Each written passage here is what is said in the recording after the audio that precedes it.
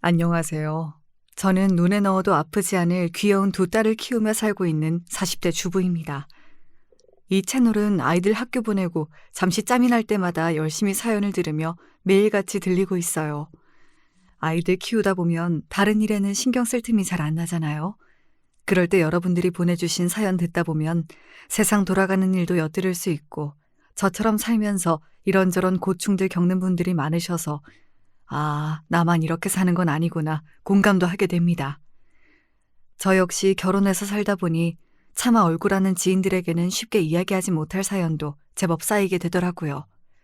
아무래도 결혼이라는 게 남편 하나 믿고 잘 알지도 못하던 사람들과 가족이 되는 일이다 보니 제 예상과는 다른 일들을 종종 겪게 되는 것 같습니다. 저 같은 경우는 시어머니가 좀 별나서 이래저래 마음고생을 했죠. 세상에 돈 싫어하는 사람은 없다지만 저희 시어머니는 그게 좀 유별난 편이거든요. 보통은 욕심이 많아도 자기 자식들한테는 베푸는 것이 인지상정일 텐데 안타깝게도 시어머니에게는 자식조차도 무력해서 예외가 아니었습니다. 이를테면 같이 식사를 할 때도 보통 자기 음식을 시키고 함께 먹을 만한 요리를 시켜 가운데다 두고 먹는 경우가 많잖아요. 그럴 때도 일단 자기 앞에 있는 접시는 제쳐두고 같이 먹는 음식만 허겁지겁 급히 집어먹는 사람들 혹시 보신 적이 있으신가요? 네, 저희 시어머니가 딱 그런 사람이었습니다. 유미 아빠, 어머님 자꾸 저러시는 거 우리끼리 있을 때는 그러려니 해도 애들도 같이 있는데 저러시는 건 좀 보기 그렇지 않아? 어머님 그러시는 거 짠하지 않은 건 아닌데 솔직히 애들이 보고 배울까 봐 겁나. 저 양반 저러시는 게 어디 하루 이틀 일도 아니고 안 보고 살면 살았지 당신 돌아가시기 전에 바뀔 일이 있겠어? 남편 말이 틀린 건 아니지요. 지금껏 해온 게 있는데 쉽게 바뀌겠습니까? 그렇지만 그렇다고 창피한 마음이 사라지는 건 아니었어요. 시집와서 겪게 된 저도 이 정도인데 남편은 오죽하겠어요. 심지어 저희 결혼할 때 상견례 식사 자리에서도 저러시는 바람에 저와 남편이 저희 부모님 앞에서 어찌나 얼굴이 화끈거리던지요. 내가 상견례 끝나고 나서 집에 돌아가서 얼마나 화를 냈는지 몰라. 우리 식구끼리 있을 때야 아, 이런 집안에 태어난 게 내 팔자려니 포기하고 살았을지 몰라도 일생에 단 한 번뿐인 상견례잖아. 나를 자식으로 귀하게 여긴다면 그 몇 시간 제 본성 누르는 게 그렇게나 힘이 들 일이야? 도대체 나를 사돈댁을 어떻게 생각하면 그런 행동을 해? 내 부모지만 정말 지긋지긋하다 나도.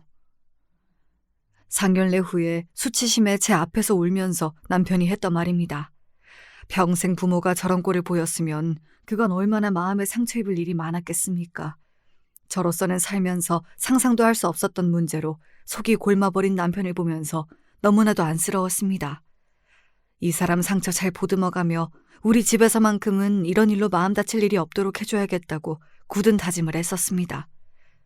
그러다 보니 뭐 사소한 거 하나만 있어도 매번 돈 해대는 시어머니 때문에 결혼하고 나서 스트레스 받을 일이 적지 않았습니다. 신혼여행에 다녀와서만도 그래요. 저희 딴에는 그래도 큰 행사 치르고 여러모로 고생하셨을 가족분들 생각한다고 여행지에서 건강식품으로 유명한 것들을 제법 좋은 값 치르고 사와서 빠짐없이 나눠드렸습니다. 너희들 놀고 쓰는 데만도 빠듯했을 텐데 이런 걸 다 챙겨주고 고맙다 아가. 내 정말 잘 챙겨 먹으마. 아버님, 별건 아니지만 이게 골다공증 예방에 그렇게 좋대요. 어머님이랑 매일 빠지지 말고 하나씩 꼭 챙겨 드세요. 오냐 오냐. 흐뭇하게 웃는 시아버지 옆으로 또 뭐가 불만인지 시어머니가 뚱한 표정을 감추지도 않고 앉아 있었습니다. 어른이시라는 분이 정말이지 이해가 가지 않을 정도로 제 감정 숨기기에 재주가 없는 분이셨습니다. 다들 고맙다며 감사 인사를 하고 있는데 시어머니 혼자 볼멘 소리를 했습니다. 이런 거 한 알 먹는다고 있던 병이 사라지는 것도 아니고 줄 거면 그냥 돈으로 주던가. 그 말에 일동당황해 제 눈치를 보기 시작했습니다. 본인들에게야 뭐 일상이라지만 새 식구가 들어온 참이었으니까요. 시아버지가 당황해 시어머니를 꾸짖었습니다. 이 사람이 귀한 선물을 받았으면 응당 고맙다는 소리가 먼저 나와야지. 새아기 보는데 이게 무슨 주태야? 아니, 내가 뭐 틀린 소리 한 것도 아니고. 주세요. 남편이 싸늘한 목소리로 말했습니다. 평생 이런 일을 겪고도 모자라 상견례에서의 창피부터 그날의 일까지 제 앞에서 보이기 싫은 꼴이란 꼴은 다 보이는 제 어머니를 남편도 더는 참아줄 수가 없었던 모양입니다. 저야 어머니 같은 사람의 자식으로 태어났으니 그간 서럽고 억울해도 이게 내 운명이려니 하고 참고 또 참았지만 새 사람 들어온 데서까지 창피한 줄 모르는 사람 더는 참아줄 생각 없습니다. 그렇게 불만이시면 도로 내놓으세요. 화가 나서 몰아붙이는 남편을 보자 그제야 상황이 심상치 않게 돌아가나 싶었는지 시어머니 기세가 꺾였습니다. 그 와중에도 제가 드린 선물이 욕심은 나는 모양인지 행여나 남편에게 선물을 도로 빼앗길까봐 품에 착 끌어안는 행색이 기가 막혀 헛웃음이 나올 지경이었습니다. 아니, 그렇다고 뭘 줬던 걸 도로 뺏는다고. 제 아내 하는 꼴에 시아버지도 여간 당황하신 게 아니었는지 목덜미까지 새빨개지셨습니다. 결혼식 이후 이 집 식구가 되고 나서 처음으로 시댁 식구들에게 기분 좋게 인사하는 자리가 될 줄 알았던 저도 기분이 썩 좋을 수가 없었죠. 아가, 정말 미안하구나. 내가 그렇게 주의를 주는데도 천송이라는 게 참 어쩔 수가 없는 모양인지 새 식구한테 정말 못 보일 꼴을 보였구나. 미안하다, 아가. 씁쓸한 기분으로 시댁을 나서는 길에 제 손을 꼭 잡고 시아버지께서 사과하셨습니다. 며느리가 되고 나서 당신 댁에 처음으로 오는 건데 이리 보내려니 얼마나 마음이 불편하셨겠어요. 저뿐만 아니라 당신 아들 보기는 또 얼마나 민망스러우셨겠습니까? 그래서 마음이 다 풀리지 않았음에도 불구하고 이리 굽히는 어른 손이 무안하실까 불어 더 아무렇지 않은 척 안심을 시켜드리고서야 저희 신혼집으로 돌아올 수 있었습니다. 내가 정말 당신 얼굴 볼 면목이 없다. 여보, 너무 그러지 마. 이제 내가 당신 식구인데 내 앞에서까지 이렇게 고개를 못 들면 어떡해. 나 모르고 시집 온 것도 아니잖아. 응? 그래도 며느리 앞에서 창피할 줄은 알 줄 알았는데 내 어머니란 사람이 내 상상을 뛰어넘는 사람일 줄은 나도 정말 몰랐어. 미리 알았더라면 당신한테까지 이런 꼴 보일 일 만들지 않았을 텐데. 그 말은 나가도 너무 나갔다, 여보. 꼭 내가 당신한테 무슨 사기 결혼이라도 당한 것 같잖아. 자꾸 그러면 나 정말 서운해? 솔직히 당황스럽지 않았다고 하면 거짓말일 겁니다. 하지만 다는 몰라도 대강의 상황은 남편에게 미리 들어 알고 있었고 무엇보다 전부 알고 있었다고 하더라도 남편을 선택한 제 마음에는 변함이 없었을 겁니다. 이 사람과 결혼하기로 한 것은 오로지 제 선택이니 내키지 않다 하더라도 그 선택으로부터 부수적으로 따라오는 것들 또한 제가 마땅히 감당해야 한다고 생각했습니다. 그렇다 하더라도 당신한테까지 저런 꼴 보고 살게 만들진 않을 거야. 앞으로 본가와 연락할 일이 있으면 내가 알아서 할 테니 당신 너무 신경 쓰지 마. 내가 다 알아서 할게. 여기까지 들으시면 자기 체면 좀 상하게 한다고 저희 남편이 모친에게 너무 모질게 구는 것이 아닌가 하고 생각하실지도 모르겠어요. 하지만 저희 남편이 저렇게까지 자기 어머니한테 정을 뗀 것은 비단 저런 이유만은 아니었습니다. 이 집안 기둥은 우리 장남 너 하나뿐이다. 당연히 좋은 게 있으면 큰애한테 먼저 가고 가장 좋은 걸 누려야지. 너는 그럴 자격이 있어. 자신의 탄생부터 지금까지 항상 자기가 자기를 낳아준 어머니에게 영원히 뒷전 취급을 받았다면 어머니를 좋아하는 게 더 힘이 들지 않을까요? 시어머니의 장남 사랑은 정말 유별났습니다. 같은 아들인데 어쩜 저렇게 대하는 게 다른 건지 처음 보고는 남편이 시아버지가 밖에서 나온 아들인 것 아닌가 의심스러울 정도였어요. 타인이 보기에도 이런데 당사자의 기분은 어땠겠어요? 차라리 내가 밖에서 데려온 자식이었으면 평생 이렇게 억울하진 않았을 거야. 시어머니의 아들 차별은 작게는 반천 차별에서부터 크게는 대학 학비며 결혼 자금 문제까지 사사건건 걸리지 않는 부분이 없었습니다. 제가 작다고 표현하긴 했습니다만 먹을 걸로 사람 차별하는 게 얼마나 치사스러워요. 그걸 평생을 삼시세끼 밥상머리에서 매번 당했을 남편을 생각하면 정말이지 남편이 비뚤어지게 자라지 않은 것만으로도 남편에게 감사할 지경입니다. 내 평생 내가 좋아하는 반찬이 밥상 위에 올라온 적이 없었어. 다 형 좋아하는 거, 형 몸에 좋은 것들 위주였지. 그나마 그것도 먹을라 치면 죄다 형 앞으로 몰아주는 바람에 내 앞에는 밥그릇만 덜렁 놓여있고 아버지까지 없었으면 이놈의 집구석 진작 뛰쳐나갔을 텐데. 시아버지께서 어떻게든 남편이 덜 상처받게 하려고 중간에서 가진애를 쓰셨지만 매일 일하러 나가는 시아버지가 집안에서 일어나는 모든 일을 통제하는 건 애초부터 불가능했겠죠. 그런 어머니의 아들로 태어난 순간부터 제 남편 가슴이 생채기로 가득해지는 건 피할 수 없는 일이었어요. 시아버지께서 유독 저희 남편에게 약한 것도 당신이 지켜주지 못한 작은 아들에 대한 미안함과 죄책감 때문이라는 걸 짐작하기 어렵지 않았습니다. 그렇다고 남편의 형님, 제게는 아주버님이 되는 인간 또한 그렇게 인격적으로 성숙한 사람이 되질 못했습니다. 평생을 그렇게 자라서 그런지 자기가 더 많이 받는 걸 아주 당연하게 생각하는 사람이었어요. 하기야 이기적으로 키웠는데 이기적으로 자라는 게 어쩌면 자연스러운 일이었을지도 모르겠습니다. 욕심 많고 양보할 줄 모르는 것은 꼭 제 어머니를 닮은 사람이었습니다.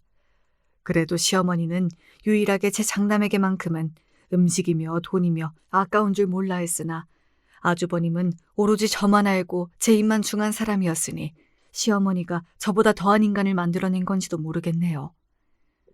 집안 꼴이 이런 거로 제 남편은 어릴 적부터 집에 손 벌리지 않고 모든 것을 스스로 헤쳐나가야만 했습니다.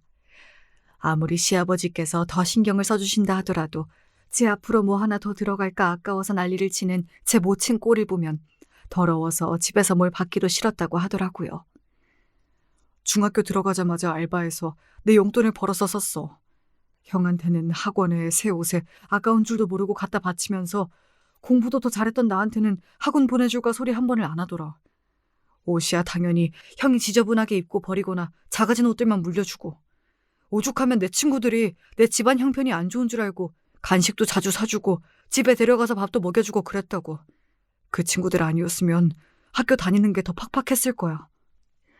아니, 무슨 전생의 원수도 아니고 똑같이 배 아파 낳아놓고는 왜 저희 남편에게만 저렇게도 모질게 군 걸까요? 딸아이 둘을 낳고도 그 둘 중 누가 더 귀하다는 생각을 해본 적이 없는 저로서는 시어머니의 심리가 도저히 이해가 되질 않았습니다. 저만 아는 이기적인 사람들도 보통 제 자식은 챙기는 게 인지상정 아니던가요? 우리 유미 짐이라고 생각하면 난 절대로 그런 생각 못 품겠던데 대체 자기 어머니는 왜 그렇게까지 모질게 군 건지 정말인지 이해가 안 가. 제 말에 남편이 콧방귀를 뀌더군요. 그나마 내가 아들로 태어나기라도 했으니까 그 정도였지. 아마 내가 딸이었더라면 학대를 하고도 남을 인간이야. 설마 그렇게까지 했을까 생각하는 게 보통일 테지만 남편의 의심은 저로서도 합리적인 데가 있었어요. 실제로 제가 연달아 딸을 둘 낳았을 때 시어머니는 딸이라는 소식에 저희 아이들 얼굴 한번 제대로 보려고 들질 않더라고요. 어떻게 된 게 아들 하나를 못 낳아? 태에 문제가 있나? 할 말 못할 말 못 가리고 그게 무슨 소리예요? 누가 반긴다고 여기까지 와서 고생한 사람 앞에서 망발을 하고 있어. 당장 나가요! 제가 둘째 낳고 시어머니에게 들었던 소리입니다. 그동안도 시어머니에게 별 정이 있진 않았습니다만 시어머니에게 오만정이 다 떨어졌던 결정적인 계기이기도 하죠. 저야 그러려니 넘겨준다 치더라도 저 고약한 성미에 저희 귀한 딸내미들까지 상처받게 만들 생각은 없었습니다. 본인도 반기지 않는다는데 제 귀한 아이들 얼굴 보여줄 생각은 눈꼽만치도 없었기에 그 이후로 시댁에도 발길을 뚝 끊었습니다. 그러자 아쉬워진 건 시아버지뿐이었어요. 아주버님이야 뭐 본인 동생도 사람 취급 안 하는데 조카라고 예뻐했겠습니까? 시어머니야 말할 것도 없고 그 집구석에서 손자 구경하지 못해 안달이 난 사람이야 시아버지밖에 없었습니다. 아직 결혼을 못한 아주버님 때문에 우리 딸아이들은 그 집안에서 처음으로 본 손자들이었습니다. 시아버지는 눈에 넣어도 아프지 않을 귀한 손자를 제 부인 폐약 때문에 제 집에서 볼 수 없으셨죠. 그래서 시아버지는 혼자 저희 집에 오셔서 저희 아이들을 보고 가시곤 했습니다. 시댁과는 달리 저희 친정에서는 저희 부모님은 물론 오빠 내외와 남동생 내외까지 저희 아이들이 예뻐서 어쩔 줄을 몰라 하셨기 때문에 시아버지께서 더더욱 저희 부부 보기가 민망스러우셨을 거예요. 둘째 아이가 5살 생일을 맞이했을 무렵 친정 어머니에게서 암이 발견되었습니다. 평소에 건강하셨고 꼬박꼬박 건강검진을 빼먹지 않고 열심히 받으셨기 때문에 친정엄마의 암 발병 소식은 저희 친정 식구들 모두에게 충격적이었습니다. 특히나 저희 친정 부모님들을 직접 모시고 살고 있었던 오빠의 충격이 컸습니다. 오빠는 결혼 전에도 저처럼 따로 독립해서 나가 산 경험도 없고 결혼과 동시에 올케 언니가 합가를 해서 들어왔기 때문에 평생 엄마와 떨어져 사신 적이 없었습니다. 그만큼 오빠와 엄마 사이가 각별하기도 했고 워낙 타고난 성정 자체가 다정한 오빠였기에 동네에서도 효자로 소문이 자자했어요. 지연아, 어떻게 하냐. 내가 그동안 많이 부족했나 봐. 조금만 더 일찍 발견했더라면 암까진 가지 않았을 텐데. 그게 무슨 소리야, 오빠. 오빠가 엄마한테 얼마나 지극정성인지 동네에 모르는 사람이 없는데 오빠가 못한 거면 나나 지훈이나 아무도 못해. 오빠가 이런 생각하는 거 알면 엄마가 더 속상하실 거야. 오빠는 오빠가 할 수 있는 최선을 다했어. 그건 나도 알고 아빠도 알고 지훈이도 알고 엄마도 알아. 그러니까 절대로 그런 생각하지 마. 제가 그럴 일이 아님에도 자책하는 오빠를 보면서 속이 상했습니다. 제 마음이 이런데 오빠 속이 오죽했겠어요. 저희 엄마가 워낙 남편과 제 아이들에게도 살뜰하셨기에 남편도 걱정을 많이 했습니다. 장모님은 내 진짜 친어머니보다도 더 친어머니 같은 분이신데 그동안 내가 신경을 너무 못 썼어. 평소에 더 잘했어야 하는데. 오빠나 당신이나 내가 평소에 얼마나 잘하는지 본 게 있는데 왜들 이러나 몰라. 그러면 그냥 우리 얼굴이나 최대한 많이 보여드리자. 엄마한테도 그게 가장 힘이 되실 거야. 그래, 그러자. 그 약속이 그냥 하는 대답이 아닌 모양인지 남편은 주말마다 쉬지도 않고 아이들을 데리고 꼬박꼬박 저희 엄마를 찾아갔습니다.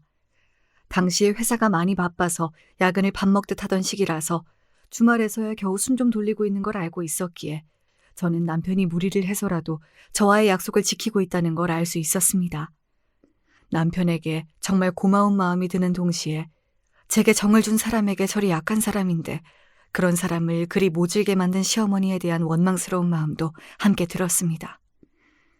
자식들이 가진 정성을 들인 덕분인지 다행스럽게도 친정엄마의 병사는 아주 느리게 진행되고 있었습니다. 물론 암 관련해서 치료받아야 할 부분이 많았기에 오빠와 올케 언니가 고생을 많이 해야 했지만 그래도 치료가 없을 때에는 집에서 평소처럼 생활하시기에도 크게 무리가 없었어요. 그래도 집에 환자 있는 게 어떻게 쉬울까요? 오빠와 올케 언니에게는 늘 고마운 마음뿐이었습니다. 언니, 정말 고마워요. 오빠한테도 고마운 마음을 금할 길이 없겠지만 언니 입장에서는 이게 정말 쉬운 일이 아니잖아요. 저도 며느리라서 잘 알아요. 언니 없었으면 엄마가 집에서 지내시는 게 어디 가당키나 하겠어요. 고모, 그렇게 말하지 않아도 돼요. 나 어릴 때 부모님 일찍 여의고 살면서 정말 서러울 일 많았는데 여기 시집 오고 나서 어머님이랑 지내면서 내가 얼마나 마음의 위안을 많이 받았는지 몰라요. 받은 걸로 치면 제가 어머님한테 한 것보다 어머님이 저한테 해주신 게 훨씬 많아요. 지금은 그렇게 받은 것 중에 겨우 일부 돌려드리는 것뿐이니까 저한테는 이 시간도 소중해요. 어머님이 아프신 게 속상할 뿐이지. 지금 어머님 모시는 건 제게는 은혜 갚을 일이 생긴 거나 마찬가지예요. 정말 제 올케 언니지만 어떻게 이렇게 심성 고운 사람이 우리 집에 들어온 건지 저희 오빠와 참으로 잘 어울리는 한상이라는 생각이 들었습니다. TV에서나 들을 법한 흐뭇한 고부지간이 바로 제 친정엄마와 올케 언니였어요. 올케 언니에게 한없이 고마운 마음이면서도 저는 평생 저런 고부지간을 겪을 일이 없을 거라고 생각하니 그것도 좀 씁쓸하더군요. 그렇게 저희 친정엄마는 암 진단 이후 무려 5년을 더 지내시다가 저희 곁을 떠나시게 되었습니다. 정말로 마음이 많이 아팠지만 5년이라는 시간 동안 저희 가족은 엄마와 길고 긴 작별 인사를 충분히 나눴기에 슬픔 속에서도 엄마의 부재를 받아들일 수 있었어요. 무엇보다 항상 엄마 곁에 함께 계셨던 아버지와 오빠 내외의 슬픔이 너무 컸기 때문에 저희라도 얼른 정신을 차려 그간 엄마와 함께 고생했던 아버지와 오빠 내외가 마음을 추스릴 수 있도록 도와야 했습니다. 지연아, 그동안 엄마가 떠나시리라는 생각을 안 해본 것도 아니었는데 막상 닥치니까 받아들이기가 너무 힘이 든다. 자꾸 못해드린 것만 생각나고 계실 때 조금이라도 더 잘해드릴 걸 후회될 일만 자꾸 떠올라. 오빠, 세상에 오빠 같은 아들은 없어. 그건 나보다 엄마가 더 잘 알고 계시고, 오빠 없을 때 엄마가 나한테 얼마나 오빠 사랑을 한 줄 알아? 가끔은 오빠가 당신 자식이 아니라 아버지 같다고까지 하셨어. 오빠 정말 고생했어. 나도 지훈이도 평생 오빠한테 감사한 마음 가지고 살 거야. 단순히 오빠를 위로하기 위한 말이 아니라 정말 마음 깊이 우러난 진심이었습니다. 엄마의 말년이 그리 편안할 수 있었던 건 오빠와 올케 언니가 없었더라면 불가능했을 일이었으니까요. 그렇게 서로를 다독이며 저희 친정 가족들은 엄마를 보내드릴 마지막 준비를 했습니다. 저희 친정엄마도 친정아버지도 인품이 좋은 분이셔서 엄마의 장례식장에는 조문객이 끊이지 않았습니다. 비록 장례식이긴 했지만 저희 어머니께서 오래 앓으시고 가실 때 비교적 편안하게 가셨다는 걸 다들 알고 계셨기에 장례식장 분위기는 차분했지만 지나치게 침통하진 않았습니다. 안사돈이 돌아가셨으니 당연히 저희 시부모님과 아주버님도 조문으로 오셨습니다.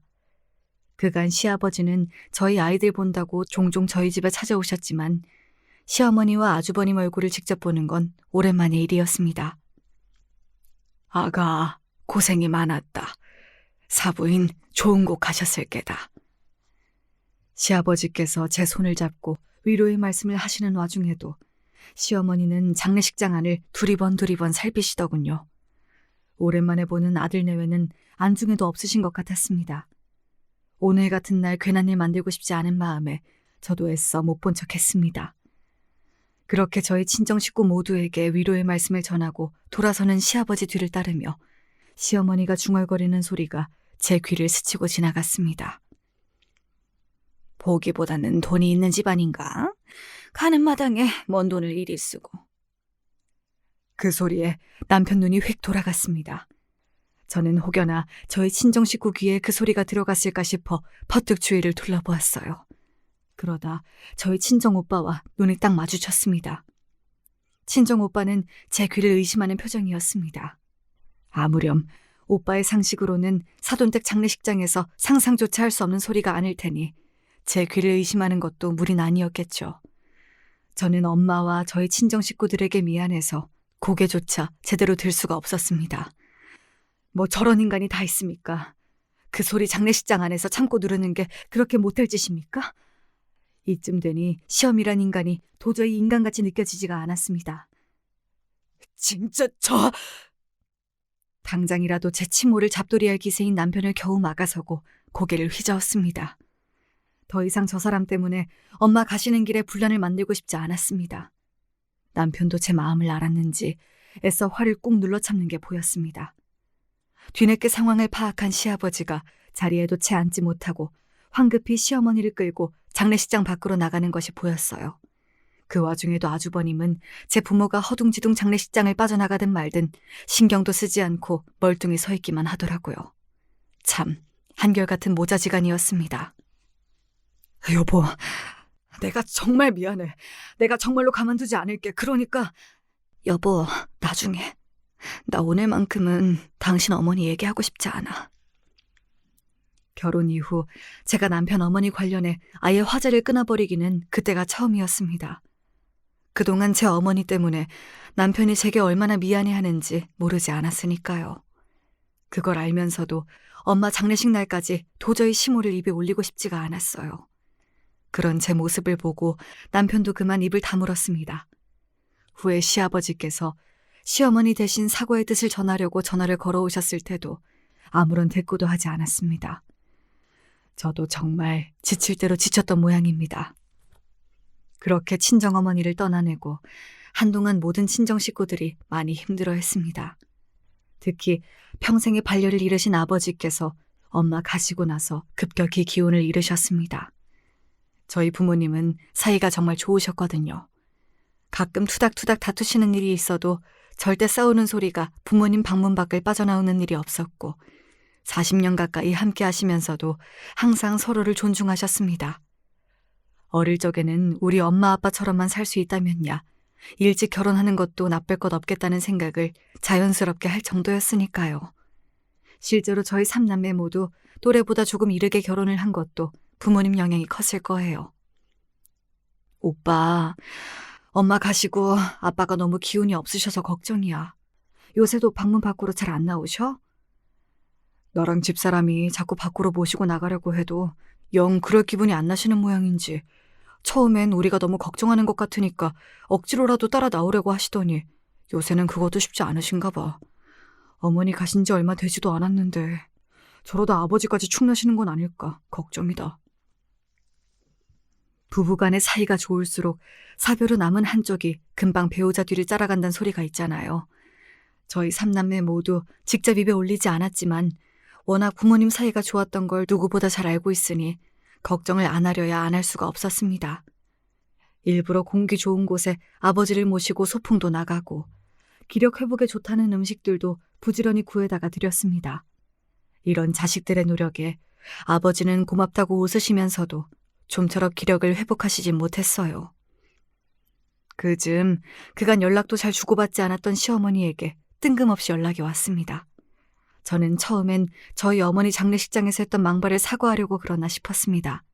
하지만 제 시모라는 사람은 제가 상상했던 것보다도 더 대단하신 양반이시더군요. 예, 너 주변에 우리 첫째 소개시켜줄 만한 참한 아가씨들 좀 없냐? 저는 정말 제가 잘못 들은 줄 알았습니다. 저희 엄마 장례식이 끝나고 처음으로 시어머니에게 받은 연락이었어요. 당연히 상 잘 치렀느냐고 묻는 게 먼저 아닙니까? 거기다가 아주버님 색시간 부탁이라니요. 같이 살겠다는 여자가 있다고 해도 제가 뜯어말릴 판에 이게 웬 정신나간 소리랍니까? 어머니, 지금 저한테 그 부탁하시려고 전화하셨어요? 제가 저희 엄마 장례식장에서 어머님 하신 소리를 똑똑히 기억하는데 정말 할 말이 그것뿐이에요? 어머니 사람이 도대체 어떻게 그래요? 저랑 저희 친정 식구들한테 사과를 해도 모자랄 판에 진짜 어머니는 어떻게 되신 분인지 모르겠네요. 이런 얘기 듣고 싶지 않으니까 연락하지 마세요. 소리를 버럭 지르고는 전화를 끊어버렸습니다. 그러고도 치밀어 오른 부하를 어찌할 줄을 모르겠어서 한참을 열을 올려야 했어요. 그동안은 그래도 가깝게 지낼 순 없다 하더라도 어떻게든 시어머니를 이해하려고 노력해왔습니다. 하지만 이번엔 정말 선을 넘어도 단단히 넘었죠. 이건 사람으로서의 도리가 아니잖아요. 저는 시어머니에게 그나마 예의상 드물게 하던 연락마저 완전히 끊고 아예 시어머니에게 관심을 두지 않기로 결심했습니다. 그 시점에 아주버님 나이가 이미 40을 훌쩍 넘겨 50을 바라보던 시점이었습니다. 남편과 아주버님 나이 차가 7살이고 남편이 저보다 5살이 많으니 결혼을 하지 않은 제 또래 지인이라고 해도 아주버님과는 띠동갑도 너끈하게 차이가 났습니다. 도대체 누구 욕을 먹이자고 제 모자란 아들놈을 제 지인에게 찍어 붙인단 말입니까? 염치 없는 아주버님과 시어머님 성정에 아주버님 또래의 여자에게는 눈도 돌리지 않을 게 뻔했습니다. 그러니 어떻게든 어린 여자를 갖다 붙이려고 들었겠죠. 아주버님 조건이라도 괜찮았으면 어처구니가 없어도 그들 심정이 개미 눈물만큼은 이해가 되었을지도 모르겠습니다. 하지만 아주버님은 남편과의 결혼으로 엮이지 않았더라면 평생 상종도 하기 싫은 부류의 인간이었습니다. 제 어머니의 편애를 받으며 자란 결과로 엉망진창이 되어버린 성품을 빼고 이야기한다고 해도 그랬어요. 그렇게 제 어머니가 제게만 교육비를 왕창 써가며 뒷바라지를 해주었음에도 불구하고 아주버님은 한마디로 꼴통이었어요. 공부머리라고는 일절없는 사람이었습니다. 대학은 고사하고 고등학교도 겨우겨우 마친 판국이었어요. 그러니 어디 직장이라고 옳은 곳에 들어갈 수 있었겠습니까? 아주버님은 그 나이를 먹도록 잠깐씩 시부모님의 지인의 회사에서 짧게 몇 달씩 일한 것을 제외하면 제대로 제 밥벌이를 해본 적이 없는 사람이었습니다. 하기야 굳이 제가 고생해서 돈 벌어오지 않아도 제 장남이 세상에서 제일 귀한 사람인 줄 아는 어머니 지갑이 끊이지 않고 열렸을 테니 딱히 돈을 벌어야 한다는 생각도 안 들었을 수도 있죠. 그거야 다 시어머니 업보 아니겠습니까? 하지만 제가 그 업보를 같이 지어주어야 할 이유는 단 한 가지도 없으니까요. 결혼을 한다고 해도 말려야 할 판에 제 밥벌이도 못하는 주제에 무슨 수로 한 가정이 가정이 되겠다고 결혼을 시키겠다는 거야? 둘 다 아직 주제 파악을 못해도 한참을 못했으니 저 연병을 떠는 거지. 결혼을 하든지 말든지 우리 알 바 아니니까 당신은 하던 대로 연락 받아주지 마. 남편의 반응도 냉랭하기 짝이 없었습니다. 경제력을 고려해도 부모와 조모델리의 인성을 고려해도 결혼해서 살아선 안 되는 사람이었으니 당연한 반응이었겠죠. 부디 어느 눈먼 처자가 지뢰를 밟는 일이 없길 바라며 저도 남편도 그 문제에서 신경을 끄기로 했습니다. 굳이 도움될 것 하나 없는 시댁 때문에 스트레스 받지 않더라도 당시 마음 쓰이는 일들이 천지인 상황이었습니다. 친정아버지 건강이 좀처럼 회복될 기미를 보이지 않았거든요. 내가 아무래도 오래 버티지는 못할 성 싶구나. 내가 아직 기력이 남아있을 때 미리 내 주변 정리를 좀 해두고 싶구나. 아버지, 그게 무슨 말씀이세요? 아빠, 약한 말씀 하시지 마세요. 저희 정말 속상해요. 사람 인명이라는 게 어디 내 혼자 힘으로 어쩔 수 있는 게 아니지 않겠니? 그래도 너희들 모두 좋은 짝 만나 시집장가 다 보냈고 고맙게도 손주들도 모두 보았으니 이만하면 살 만큼 살았지. 그 사람도 미리 가서 기다리고 있을 테니 나도 정말 괜찮다. 나 사후에 처리하면 너희들이 고생스러울 일들이 있어서 내 의지대로 먼저 깔끔하게 정리를 하자는 것뿐이니 너무 심각하게들 생각하지 말거라. 그 말씀을 하시는 아버지 얼굴이 너무 담담해서 더 마음이 아팠어요. 저희 삼남매 모두 걱정하던 일이 현실로 다가오고 있었습니다. 제 얼굴에 나날이 수심이 깊어지자 남편도 걱정이 많았습니다. 제 기운을 차리게 해보겠다고 남편이 애써 평소 제가 좋아하던 음식을 잔뜩 만들어 내밀어도 영 넘어가질 않더군요. 장모님 가신 지 얼마 되지도 않았는데 장인어른까지 영 기운을 못 차리시니 당신 마음이 오죽하겠어. 그래도 이럴수록 당신이 더 기운을 내야지. 그래야 한다는 걸 머리로는 아는데 입맛이 없네. 그래서 아버지도 엄마 가시고 그렇게나 못 잡수신 걸까? 여보, 장인어른께서 유산 정리하시겠다는 말씀을 꺼내셔서 말인데 혹여나 당신한테 뭔가를 물려주시더라도 우리 집 쪽에는 알리지 않는 게 좋겠어. 요샌 아버님 말고는 아예 연락도 안 하는데 불어 그럴 일이 뭐가 있겠어. 당신이 뭘 걱정해서 하는 말인지 알아. 내가 먼저 알릴 일은 없으니까 미리 너무 걱정할 것 없어. 제게 이런 말을 하는 남편이 면목 없어 하는 것도 한두 번이 아니었죠.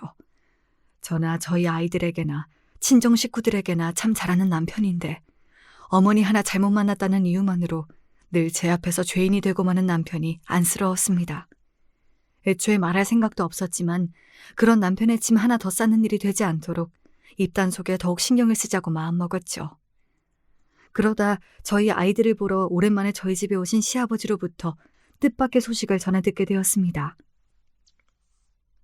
아무래도 그네가 조만간 결혼을 하게 될 것 같다. 저도 남편도 어안이 벙벙했습니다. 저더러 차만 아가씨 소개해달라고 말도 안 되는 소리를 했던 게 2달이 채 안 되었으니까요. 지금도 늦었는데 50을 넘길 수는 없다며 길길이 날뛰더니 얼마 전에 국제결혼 성사시켜주는 회사에 다녀온 모양이야.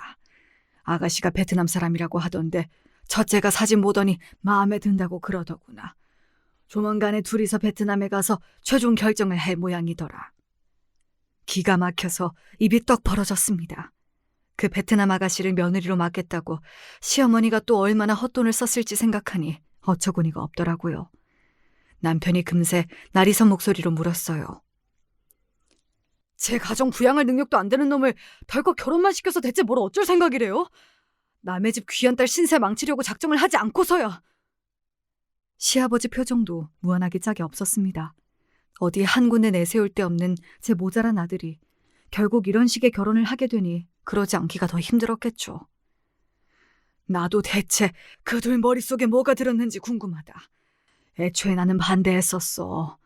지금까지야 저 혼자니까 그렇다 쳐도 앞으로 가정까지 있는 다 늙은 놈 뒷바라지 해줄 생각 없다고도 분명히 얘기했고 소개비도 네 어머니가 또 따로 꿍쳐놓은 돈이 있는지 웬일로 나한테 돈 내놓으라는 소리도 없었고 어차피 본인이 다 알아서 할 테니 회방이나 놓지 말라고 하더구나. 이쯤 되니 나도 뭘 더 어찌해야 할지도 모르겠구나. 할 수만 있다면 그 베트남 아가씨에게 도망가라고 소리라도 지르고 싶었습니다. 아무리 형편이 안 좋아도 아주버님은 아니었어요. 결혼을 하든 말든 우리 알 바 아니에요. 염치없이 우리 식구한테 손 벌릴 생각이나 하지 말라고 하세요. 그거야 당연하지. 너 지금까지 고생한 것만도 내가 면이 안 서는데 너희 불편한 일 생기는 일만은 없도록 나도 단속을 할 테니 아가, 너는 걱정하지 마라. 걱정하지 말래도 걱정이 되는 건 어쩔 수 없었습니다. 그러고 그 다음 주에 정말로 시어머니와 아주버님은 베트남으로 출국했습니다. 이제 누구도 반기지 않는 결혼이 목전으로 다가온 셈이었죠. 하지만 시댁 중 일에는 신경 쓸 겨를이 없었습니다. 저희 삼남매에게 재산 분할을 모두 마치시자마자 아버지 건강이 급속도로 나빠지기 시작했습니다. 마치 모든 것이 정리되기만을 기다렸다는 듯한 타이밍이었습니다. 엄마 떠나신 지 얼마 되지 않아 아버지까지 절이 되시자 저희 삼남매는 정말 견뎌내기가 힘들었어요. 부디 아버지만이라도 이 고비를 넘겨주시길 바라고 또 바랐으나 결국 아버지는 평소 앓던 지병에 여러 합병증이 겹쳐 운명을 달리하고 마셨습니다. 의학적인 소견은 저러했으나 저희 가족 중 아버지가 떠나신 것이 어머니를 먼저 보내신 후 얻은 마음의 병 때문이라는 것을 모르는 사람은 아무도 없었어요. 그렇게 저는 같은 해에 양친을 모두 잃게 되었습니다. 나이를 먹을 만큼 먹었는데도 부모를 잃은 슬픔과 허전함은 어쩔 수가 없는 노릇이더군요.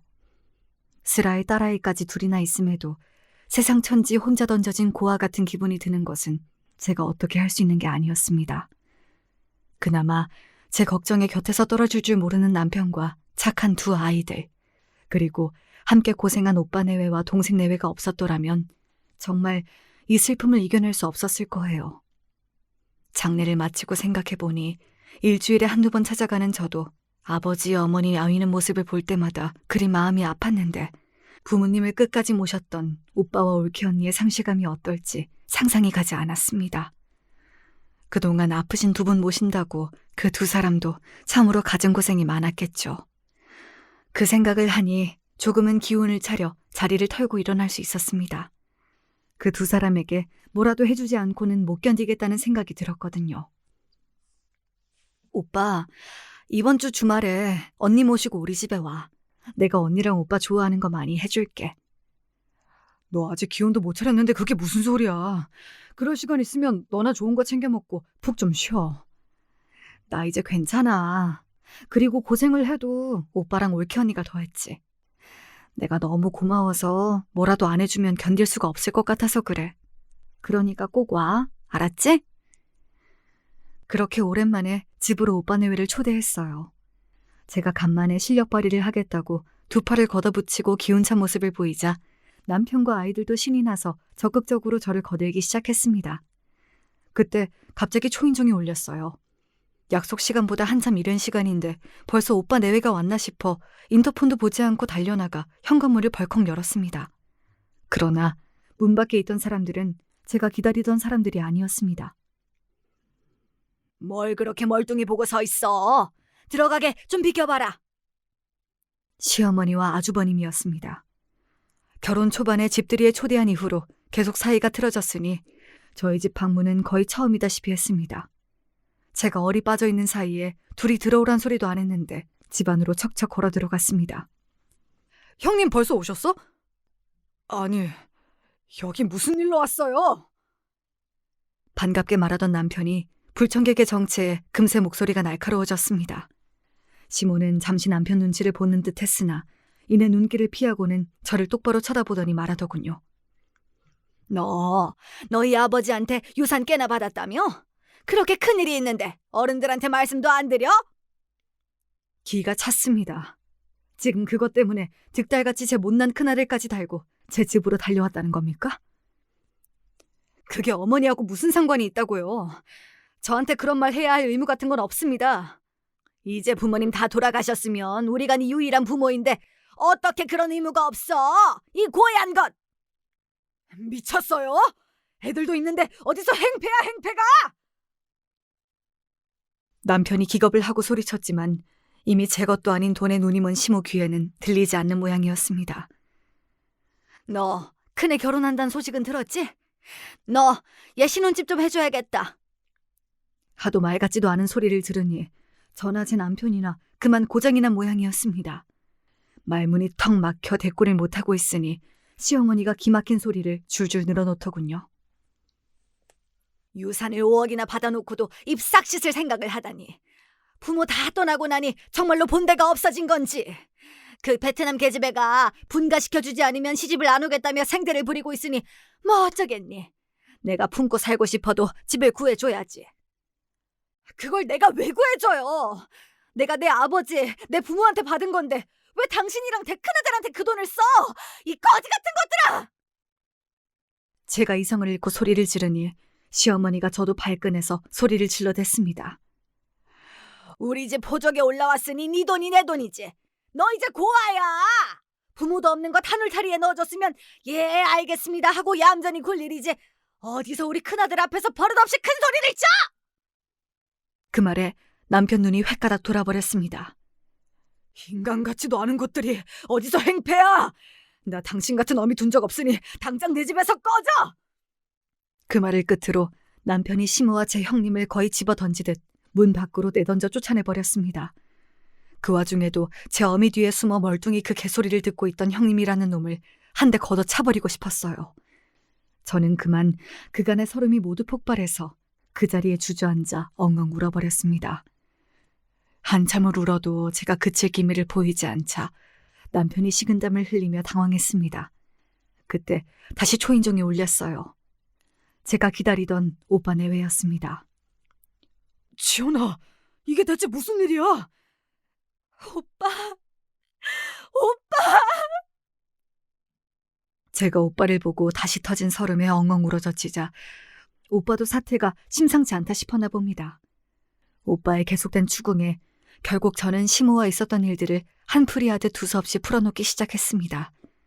짐작은 했지만 생각보다 더 심한 상황에 오빠 얼굴이 점점 굳어져 갔습니다. 그 옆에선 남편은 송구함에 몸둘 바를 몰라 했습니다. 오늘은 그동안 고생한 언니 오빠한테 감사해서 대접을 하려고 했는데 오히려 못 볼 꼴만 잔뜩 보게 했네. 미안해 오빠. 미안해요 언니. 무슨 그런 소리를 해요. 고모, 우린 괜찮으니까 신경 쓰지 말아요. 그래 지연아. 나머진 오빠가 다 알아서 할 테니 걱정하지 마. 넌 하나도 걱정할 거 없어. 정신없는 와중에도 대체 오빠가 뭘 알아서 한다는 건지 알 수가 없었습니다만 이내 잊어버리고 지나가고 말았어요. 대망의 그날이 다가오기 전까지 말이죠. 그날로부터 일주일쯤 지났을까 시아버지에게 전화가 왔습니다. 시집 온다는 베트남 아가씨가 다음 주에 인사를 온다고 하는데 그래도 너희한테 알려는 주는 게 맞는 것 같아서 굳이 오진 않아도 된다. 저나 남편이나 그 두 종자와는 상종도 하기 싫었으니 갈 생각이 없었습니다. 그런데 뜻밖의 오빠로부터 연락이 왔어요. 너희 시댁에서 그 베트남 며느리 인사 온다고 안 그러든? 그걸 오빠가 어떻게 알았어? 그럴 일이 있다. 그날 나도 너희 내외랑 좀 같이 가자. 경우 바른 오빠가 할 만한 말은 아니었으나 그렇기에 더욱 거절을 할 수가 없었습니다. 절대 이유 없이 저럴 사람이 아니었으니까요. 그렇게 저희 부부는 오빠까지 대동하고 예정이 없던 시댁 방문을 하게 되었습니다. 저희 셋이 같이 들어오자 시무와 아주버님도 당황한 것 같았죠. 저분이 결혼하실 분인가 봐요. 곧 사돈이 될지도 모르겠네요. 정말로 결혼을 하신다면 말이죠. 네? 아가씨가 생각보다 우리말을 잘 알아듣는 모양이었습니다. 정작 저는 제 오빠가 무슨 말을 하는지 알아들을 수가 없었지만요. 그런 저희 앞에 오빠가 서류 하나를 탁 내던졌습니다. 그건 무려 아주버님의 병원 진료 기록과 웬 사진들이었어요. 그간 어머님 등골 꽤나 뽑아드신 걸로 아는데 그걸 다 여자 사는 데 쓰신 모양입니다. 아주 안 걸린 성병이 없으시네요. 그 말에 퍼뜩 서류를 확인해보니 세상에 제 입으로 담기에도 더러운 온갖 성병에 대한 진료 기록이었습니다. 대중들이 흔히 아는 일방적인 성병에서부터 시작해서 전염성이 매우 강하고 질이 나쁜 성병들도 제법 포함되어 있었습니다. 서류를 만지는 것만으로도 더러운 게 없는 기분이라 서류를 패대기치니 그제야 그 옆에 사진들이 눈에 들어오더군요. 업소를 들락거리는 아주버님이 찍힌 사진이었습니다. 제 옆에서 그 사진들을 보는 베트남 아가씨 입이 기함에서 떡 벌어졌어요. 당신 대체 이게 무슨 짓이야? 우리 애한테 사람이라도 붙인 거야? 내가 이걸 가만히 넘어갈 줄 알아? 사람을 붙인 건 되게 먼저 아닙니까? 대체 우리 집안 유산 얘기를 어떻게 한 건가 했더니 내 동생한테서 유산 뺏으려고 심부름센터 사람까지 고용한 건 그쪽이 먼저입니다. 분노에 소리치는 오빠 말에 심장이 멎는 것 같았습니다. 그러고 보니 대체 시모가 어떻게 제가 유산 받은 걸 안 건지 의아했어요. 주변에 아무도 말 옮길 사람이 없었으니까요.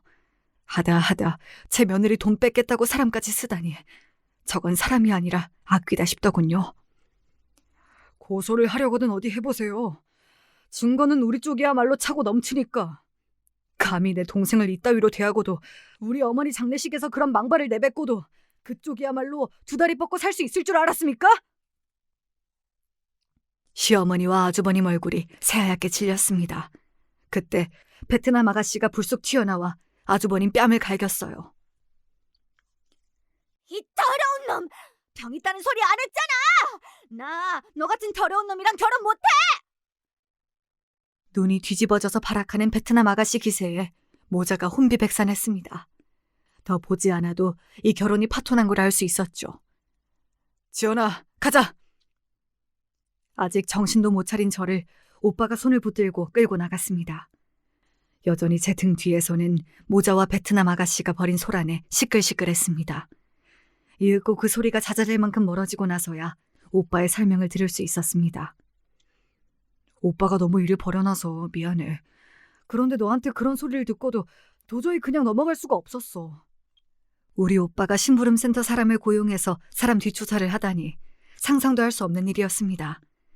발이 안으로 굽어서인지 잘못됐단 생각보다 오빠가 오죽했으면 그랬을까 싶은 생각이 먼저 들었어요.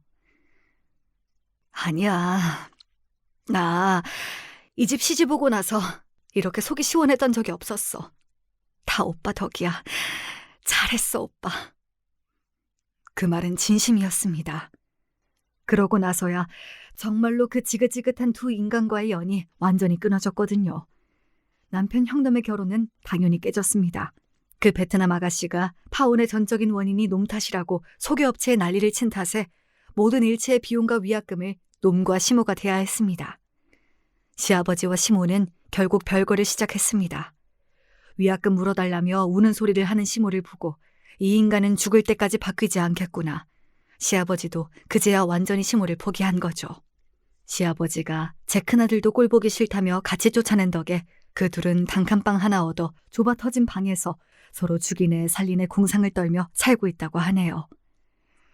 내 진작 이리 했어야 할걸. 내가 미련해 너와 네 식구까지 힘들게 만들었구나. 그 둘한테는 너희 둘한테 손 벌리려고 하면 저번 일까지 합쳐서 소송 건다고 으름장을 놓았으니 아마 다신 너희한테 못 나타날 게다. 그 말에 지레 겁을 집어먹은 건지 몰라도 정말로 그 이후로 그 둘에게서는 아무런 소식도 듣지 못했습니다. 오빠에게 후의 일을 전하자 그저 담담하게 이렇게만 말하더군요. 그래, 그렇게라도 네 앞에 나타나지 않게 됐다니 나는 그거면 됐다.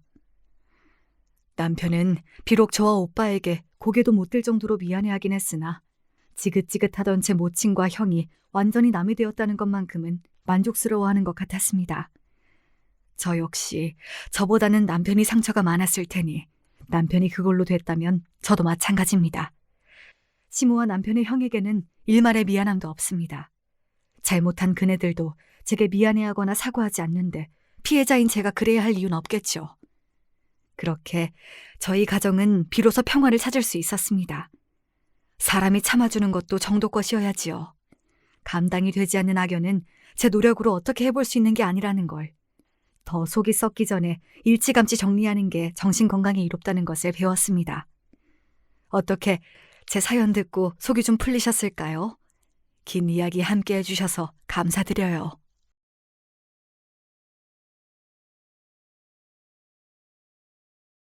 여러분 안녕하세요. 사연을 적어 내려가는 오늘은 날씨가 무척 더운데요. 제 남편을 꼭 이런 더운 여름날에 만났었죠. 손이 따스한 사람이었고 그 손만큼 마음도 따스한 사람이라서 전 금세 반하게 됐답니다. 의지를 많이 했어요. 그래서 평생을 함께하고 싶다는 확신이 들었고 자연스레 결혼이란 과정으로 옮겨갔죠. 자, 여기서부터 어처구니 없음의 향연이 시작됩니다. 잘 사귀고 결혼 과정으로 잘 갔다고 하더니 갑자기 웬 반전이냐고요? 네, 저도 당시에 그랬어요. 뭐? 오빠, 그게 무슨 소리야. 조카를 앞으로 우리가 키우면 안 되겠냐니. 나 지금 멀쩡히 두 귀로 듣고도 무슨 소린지 정확하게 인지가 안 되네. 말 그대로 조카잖아. 오빠 누나의 자식. 그 애를 우리가 왜? 자기 엄마하고 잘 살고 있는 아이 아니야? 나 여태까지 그렇게 알고 있었는데. 너한테 그만 차마 말을 못했는데 내 조카 서영이 말이야. 자기 엄마하고 안 살아. 우리 누나가 새로 사귀게 된 남자친구하고 동거한 지 꽤 됐거든. 그러면서 아이를 두고 갔어. 뭐라고? 성격 차이로 이혼하신 뒤로 줄곧 혼자 지내시는 거 아니었어? 남자친구? 동거? 아니, 여기까진 그렇다 쳐. 충분히 그러실 수 있지. 이혼하고 새로 남자친구가 생겼으면 아이는 친정에 맡겨둘 수 있지. 절대 이상한 일이라고 생각 안 해. 근데 이제 와서 왜 갑자기 조카를 우리가 키우면 안 되겠냐는 얘기가 나오는 거야? 난데없이? 그게 내가 너하고 결혼하겠다고 하니까 누나가 펄쩍 뛰면서 사실은 자기도 결혼 생각이 있었다 그러더라. 적어도 우리보다 빨리 결혼식을 올릴 건데 아이가 있으면 재혼이 쉽지 않으니까 아이를 앞으로 계속 자기가 못 키울 것 같다고 이번에 못을 박았어. 심지어 우리보다 먼저 결혼 계획이 있으셨다고? 오빠, 그렇다 쳐도 어머니께서 계속 아이를 맡아오신 거 아니야? 이제는 아이를 못 맡게 되신 사정이라도 있는 거야? 내가 그냥 솔직히 털어놓을게. 우리 엄만 아이 보는 걸 싫어하셔. 항상 짐이라고 생각하셨고, 대체 누나가 아이를 언제 데려가려나 오매불만 그것만 기다리셨어. 근데 누나가 재혼의 걸림돌이라면서 아이를 영영 안 데려가겠다니까 엄마가 눈이 뒤집어지신 거야.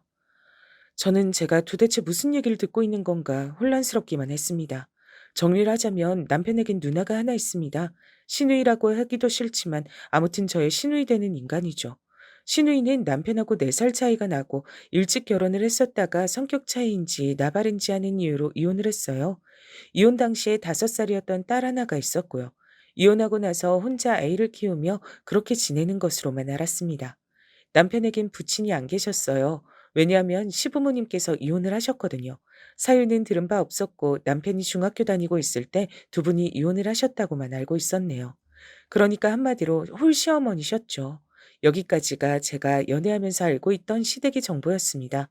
참고로 남편은 적당히 괜찮은 대학을 나와서 적당히 괜찮은 직장을 다니고 있었어요. 고액 연봉자는 아니었어도 전망이 밝은 직종이었으며 무엇보다 안정적인 일자리라고 할 수 있었답니다. 남편 자체만 보면 훌륭한 신랑감이었고 제가 이 남자를 무척 사랑했기에 무조건 결혼으로 직진을 할 생각밖엔 없었는데 갑자기 이렇게 시댁의 비화가 밝혀지다니요. 황당했죠. 알고 보니까 시누이는 자기 애를 내팽개친 지 오래였고 새롭게 남자를 만나서 동거 생활을 즐기고 있었어요. 최종적으로 재혼이 목표였고요. 하나뿐인 손주를 떠맡게 되신 시어머니께선 그게 몹시도 못마땅하셨다고 합니다. 아이고야, 내 팔자야. 내가 어째서 애를 봐야 돼? 육아는 30년도 더 전에 다 끝낸 줄 알았는데 이제 와서 혓짧은 소리나 들어야 된다고? 연병아, 나는 왜 이렇게 박복한지 몰라. 옛날에 친정아버지가 나한테 이번엔 아들인 줄 알았는데 또 딸이냐. 날 화나게 했으니 넌 평생 박복할 팔자다. 이렇게 저줄 내린 것이 아주 대단하게 효과가 있었던 게 분명해. 되바라진 딸년 잘못 둬서 눈에 넣으면 아프기만 할 손녀를 내가 맡아 키워야 된다니 암만 생각해도 열불 터져서 뒤지겠네. 그런데 그런 불만을 아이가 있는 앞에서 항상 하셨던 거예요. 그걸 알고 남편이 깜짝 놀랐던 거죠. 어려도 알 건 다 안다고 어린아이 앞에서 그러시는 거 아니라고 남편이 사정사정을 했는데도 시어머니께선 시큰둥해 하셨다고 합니다. 자기 아이가 그런 취급을 당하는 걸 알고서 시누이는 어떻게 나왔냐고요? 아무 반응도 안 했다고 하네요. 남편이 시누이한테 몇 번이고 아이한테 신경 좀 써라 이렇게 조언이며 간청이며 다 해봤지만 씨알도 안 먹혔다고 합니다. 아, 그래서 나보고 대체 어쩌라고. 애는 알아서 잘 크고 있는데. 하여간 너만 유난이야, 너만. 오히려 남편만 그 사이에서 유난 떠는 사람으로 되었다고 하더군요. 존재만 알고 있었지 어떤 인물들인지 그간 알지 못했던 전 커다란 충격을 받았습니다. 이제 막 초등학교 들어간 어린아이를 귀찮아하며 서로에게 떠넘기고 싶어 안달이 난 시어머니와 시누이라뇨. 와, 진짜 농담 하나도 안 하고 이야기를 듣는 동안 모골이 송열해졌습니다. 남편에겐 미안하지만 머릿속으론 큰일 났구나라는 생각밖에 안 들었어요. 제가 괜히 남편의 따스함에 푹 빠졌다고 하는 게 아니었거든요. 남편은 잔정이 많고 대체로 온순한 편이고 사고방식이 언제나 좋은 게 좋은 거다라는 식이었습니다. 신랑감이라고 생각했을 땐 이런 점이 무척 좋았으나 현실적으로 집안의 이런 복잡한 문제에서 절대 발을 못 뺄 성정이기도 했기 때문에 벌써부터 전 골치가 아팠던 거예요. 이 남잔 절대로 자기 조카를 모른 척할 위인이 못 돼. 게다가 이런 얘기를 들으면서 내가 머릿속에 든 생각인데 그분들이 누울 자를 보고 다리 뻗고 있다는 게 분명해. 집안에 이런 착하다 못해서 호구 같은 존재가 있는데 뭐하러 본인들이 사서 고생을 하겠어. 저는 제 짐작이 맞다고 여겼어요. 여러분이 저였다면 남편과 결혼을 하셨을 것 같나요?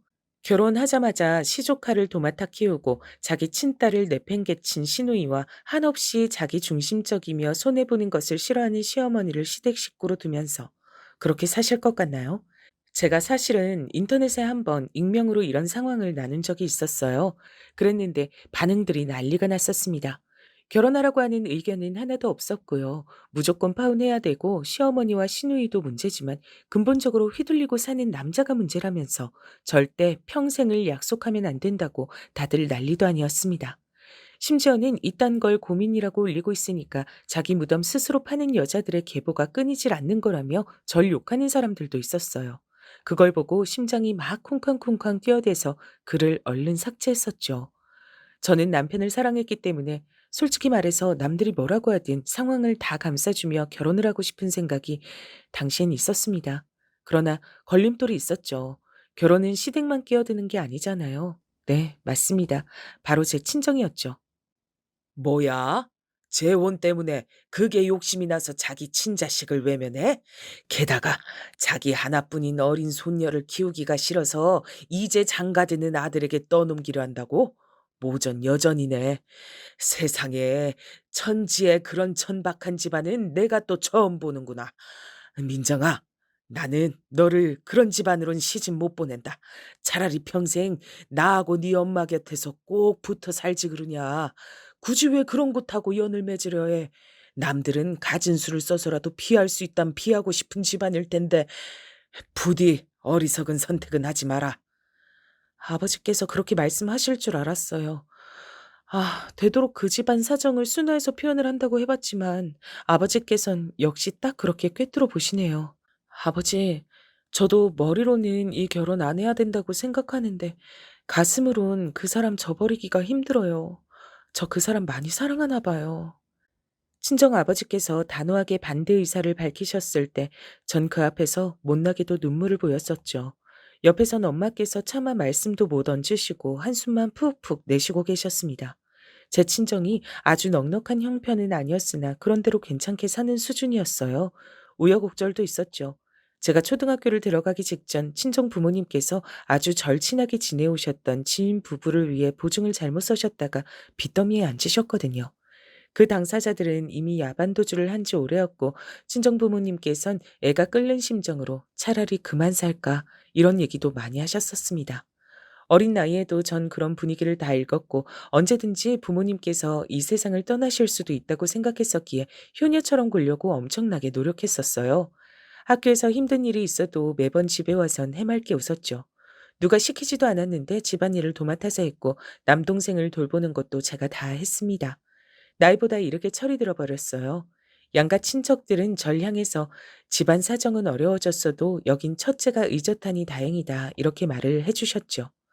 저는 제가 그런 칭찬을 들으면 들을수록 부모님께서 그만 살고 싶어 하시던 마음을 접게 될 거라고 여겼어요. 그래서 무엇이든 열심히 했답니다. 착하고 의젓하고 똑똑하고 슬기롭다는 그런 칭찬을 받고 싶어서 환장한 아이였어요. 자라면서 제가 그래도 보람을 계속 느꼈던 것은 엄마께서 마음씨가 따뜻한 분이셨기 때문입니다. 한때나마 토끼 같은 자식들을 두고 그만 살고 싶어 하셨던 걸 후회하신 것인지 저희 남매를 애달프게 보실 때가 많았고 시간이 흐를수록 더욱 굳건해져만 가셨던 분이셨죠. 그런 친정 엄마를 보며 저도 열심히 따라갔죠. 내가 더 노력하면 돼. 부모님 속을 썩이지 않는 딸이 되면 우리 가족에게 도움되는 길일 거야. 뭐든 깨부리지 말고 열심히 하자. 징징거리면 안 돼. 부모님께선 첫째인 제가 남동생보다 더 마음고생하며 사는 것 같다고 미안해 하셨지만 전 그렇게 여기지 않았습니다. 제가 마땅히 해야 할 일이라고 생각하며 집안일을 언제나 도맡아 했어요. 돈을 버시느라 바쁘고 힘드신 부모님보다 제가 더 피곤하다는 건 말이 안 됐으니까요. 부끄럽게도 전 공부와 큰 인연이 없었습니다. 대신 남동생이 공부머리가 괜찮은 편이었어요. 그걸 제가 중학교 3학년을 지나던 때에 알아차렸고, 그때 마침 저희 친정집이 서서히 가세라는 것이 좋아지고 있을 무렵이었어요. 부모님께 진지하게 말씀을 드려서 저는 학원 한 개를 안 다녔으나 남동생만은 학업적으로 부족함 없이 모든 지원을 받을 수 있도록 했습니다. 부모님도 남동생도 저에게 미안함을 가지고 있었으나 그럴 필요가 없었던 것 같아요. 결과적으로 그게 맞는 선택이었거든요.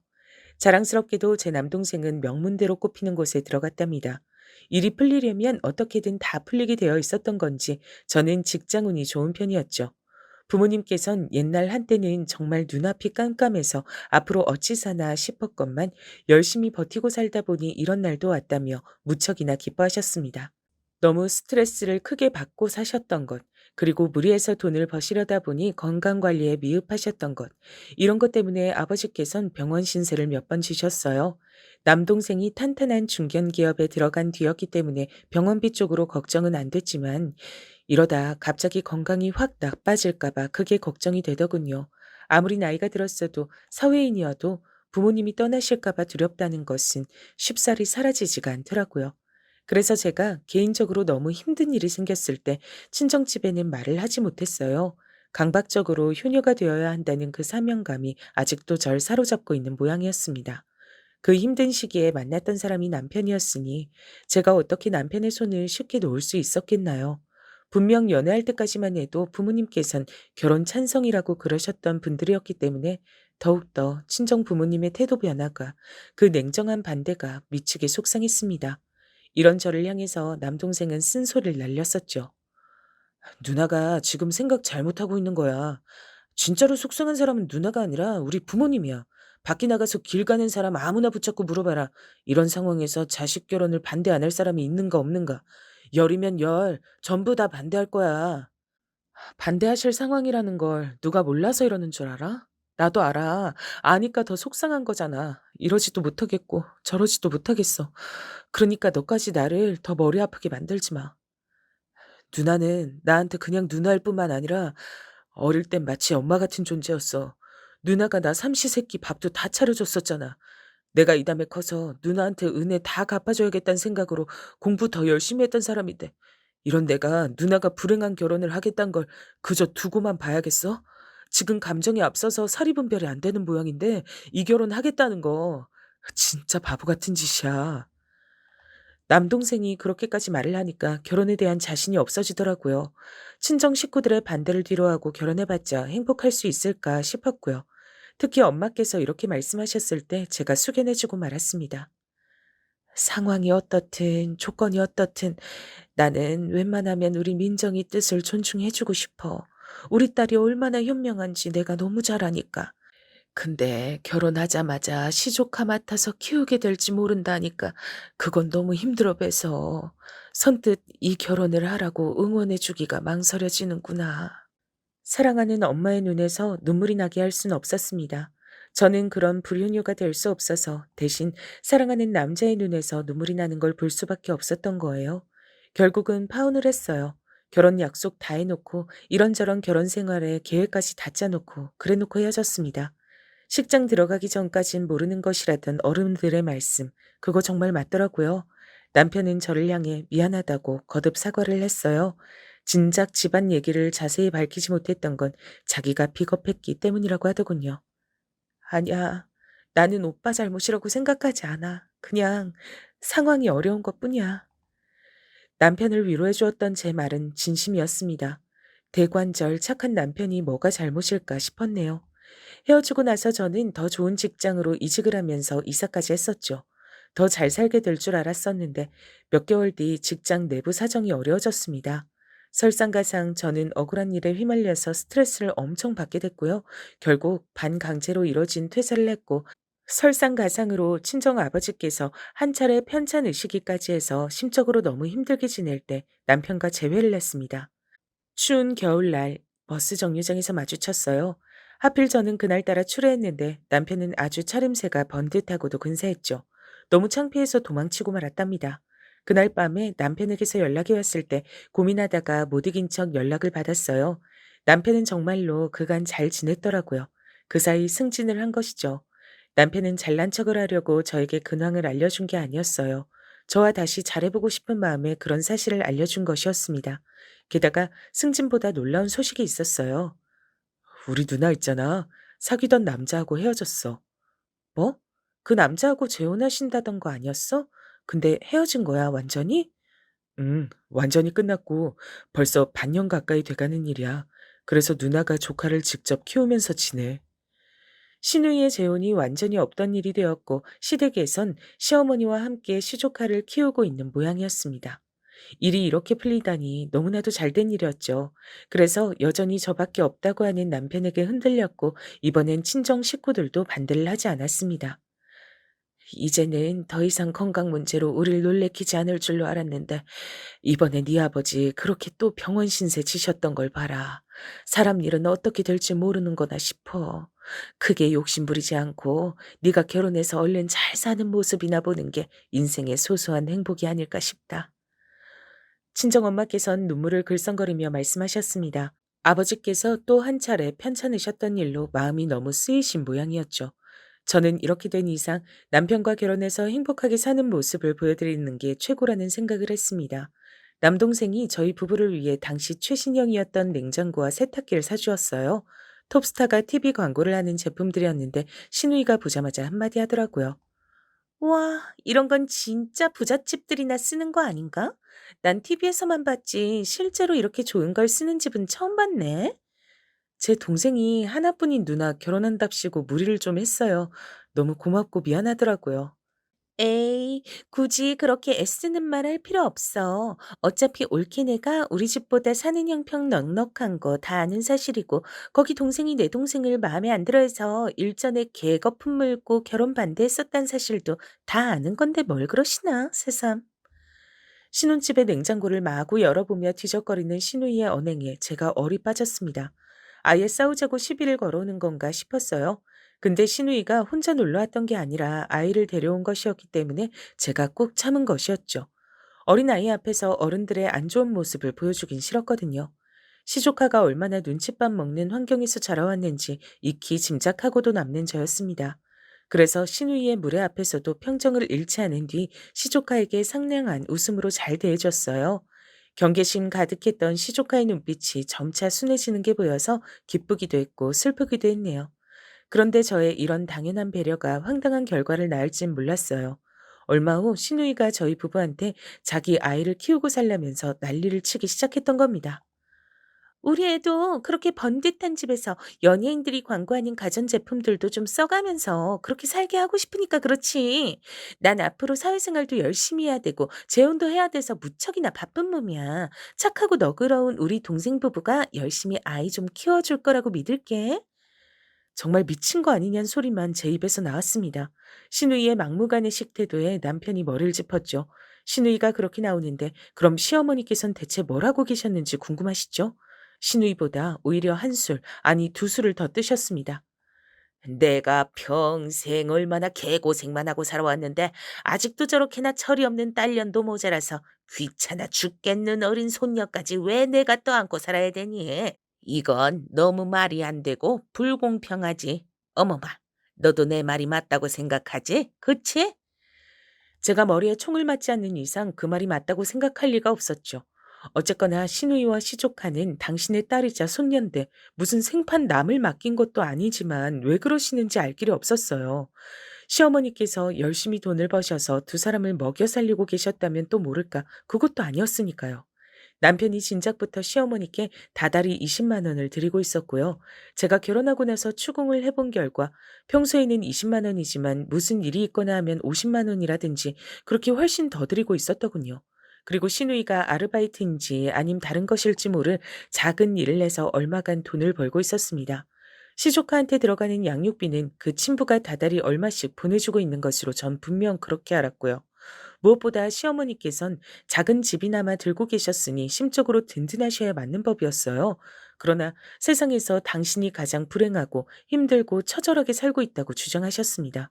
엄마, 그래도 엄마하고 누나하고 다 있는데 서영이를 왜 저희가 키워요? 그건 아니죠.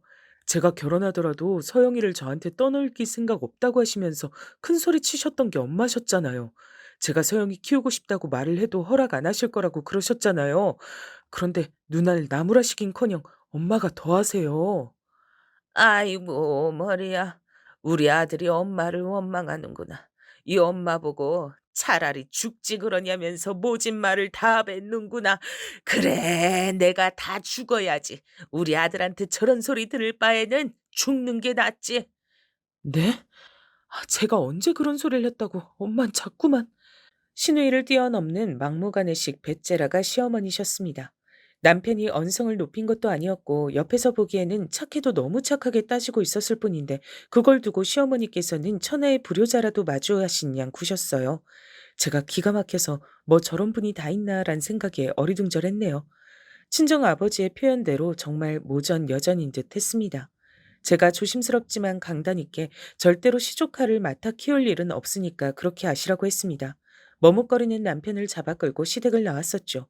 순둥이 남편은 자기가 시어머니의 기분을 너무 상하게 한 건 아닌지 그걸 또 걱정하더라고요. 에휴, 그런 엄마한테서 이런 순한 아들이 나왔다는 게 믿어지지가 않았네요. 개판 5분 전인 시어머니와 시누이 합작 공격을 받고 나니까 대체 시아버진 어떤 분이셨을지 궁금해졌습니다. 남편에게선 별로 특별하게 들은 게 없었거든요. 근데 제가 얼마 후에 시누이를 통해서 시아버지 얘기를 듣게 됐습니다. 왜 시누이를 만났는가 하면 시어머니께서 애 키우기 싫으면 성의 표시라도 해라 이러면서 저희 부부에게 과한 용돈을 요구하셨기 때문이에요. 다달이 100만 원씩 달라고 하셨습니다. 남편은 한숨을 쉬었고 전 상대할 가치도 없다고 여겨졌죠. 무시했더니 시누이가 절 따로 찾아온 거예요. 돈 좀 보태주고 사는 게 그렇게 어려울 일이냐며 저를 냉혈한으로 몰아가더군요. 그래서 제가 친정도 그다지 넉넉하지 못하고 아버지 건강이 안 좋으시단 얘기까지 다 해버렸죠. 굳이 그 앞에서 남동생이 돈 잘 번다는 얘긴 당연히 하지 않았고요. 저는 그렇게 아이를 유복하게 키우고 싶으면 친부한테 돈을 더 달라 그러면 될 일 아니냐고 지극히 정당한 지적을 날렸습니다. 그랬더니 시누이가 피식 웃더라고요. 우리 아버지 같은 인간만 피해야지. 이 생각하면서 자랐었는데 내가 꼭 그런 인간을 만나서 애를 낳았으니. 저희 부부가 간단하게 올린 결혼식에도 참석하지 않으신 시아버지셨습니다. 다만 결혼 소식을 전해드리려고 남편과 저 단둘이서만 시아버지를 다른 지역에서 가서 뵀어요. 시아버지께서는 혼자 나오셨고 셋이서 조촐하게 식사를 마친 게 전부였습니다. 특별한 인상을 받진 못했어요. 근데 시아버지께서 옛날에 바람을 그렇게 피워대셨단 겁니다. 걸핏하면 여자 문제를 일으켜서 시어머니께서는 화병에 걸리신 게 문제였던 건지 결국 크게 병이 나셨다고 하네요. 정말 죽다 살아나셨다고 해요. 간신히 회복하신 이후로 시어머니께선 크게 변하셨고 한 번 사는 인생 나를 위해 살겠다는 말을 입에 달고 사시더니 어느 날 작정을 하시고서 시아버지께 선언을 하셨다고 합니다. 속 시원하게 이혼해 줄 테니까 나한테 재산 떼줘요. 자식 새끼들 내가 내 배불러서 낳았고 내가 애써서 키웠으니까 나는 재산을 받을 권리가 있고도 남지. 안 그래요? 당신이 양심이란 게 있거든. 나한테 재산을 주고 가야지. 뭐? 재산? 이날이 때까지 결혼하고 나서 본인 손으로 10원 한 장 안 벌어본 옆엔 내가 뭔 재산으로 노네? 인생을 너무 쉽게 살려고 하는 거 아니야? 시아버지께선 맞서셨고 그렇게 부부싸움이 한창 이어졌다죠.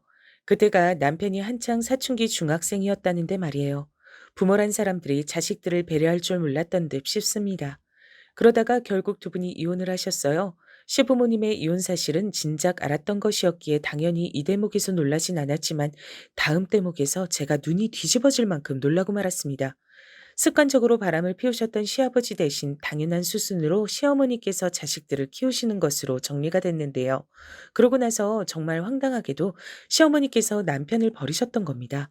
세상에, 중학교 3학년짜리를 정식으로 살 집으로 이사 가기 전에 잠깐만 살자면서 웬 작은 원룸을 구해다가 며칠 지낸 지 얼마 안 됐을 때 시어머니께서 야반도주를 하셨던 겁니다.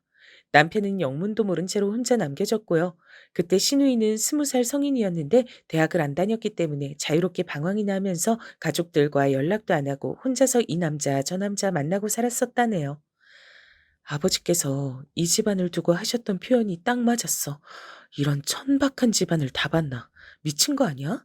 어떻게 중학교 3학년짜리를 혼자 두고 아무도 책임을 안 질 수가 있어?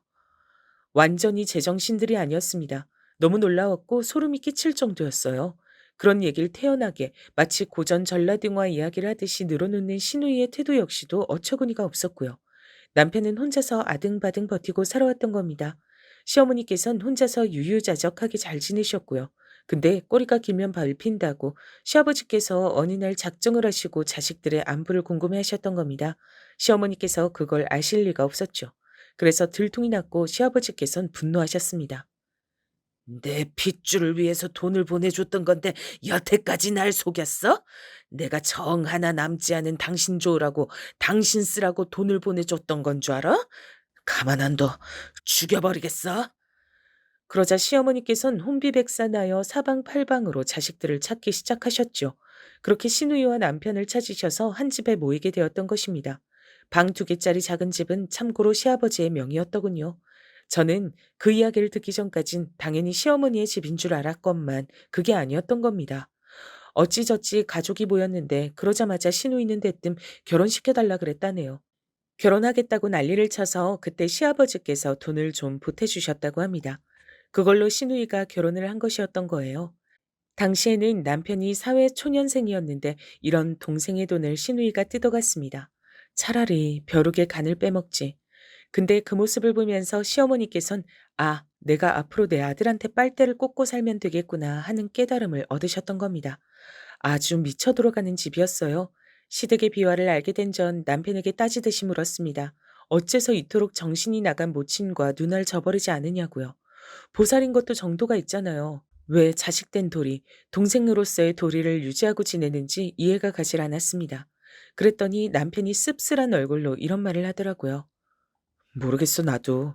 바보 같고 등신 같단 소리를 들어도 솔직히 할 말 없다고 생각해. 하지만 핏줄이잖아. 엄만 날 세상에 태어나게 해주신 분이잖아. 날 버리고 떠나셨을 땐 세상이 무너지는 줄 알았고 가슴속에 증오만 가득했었어.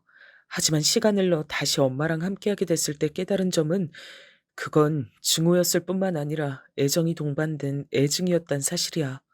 어쨌든 엄마하고 아버지가 내 부모님이란 것, 인생에 도움 하나 안 되지만 누나가 유일한 내 형제란 것, 그 사실이 나를 옭아매는 것 같아. 혼자인 건 너무나도 외롭거든. 그걸 겪어봤기에 나는 잘 알아. 그리고 나는 내 조카 서영이가 너무 불쌍해. 옛날에 내가 그랬듯이 서영이도 외로움이 뭔지 배우고 있는 것 같아서 자꾸 마음이 쓰이고 외면이 안 돼. 하나뿐인 내 친족하잖아.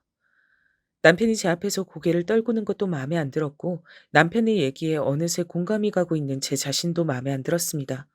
파혼했던 시절 그때에도 전 남편 하나만 보고서 결혼을 하려고 했던 사람이니 그저 아무것도 신경 쓰지 말고 남편만 생각하자며 이런 결심으로 애써 마음을 다잡았네요. 사람 골 때리게 하는 시댁과는 별로 연결고리는 만들고 싶지 않아서 제가 거리를 좀 뒀습니다.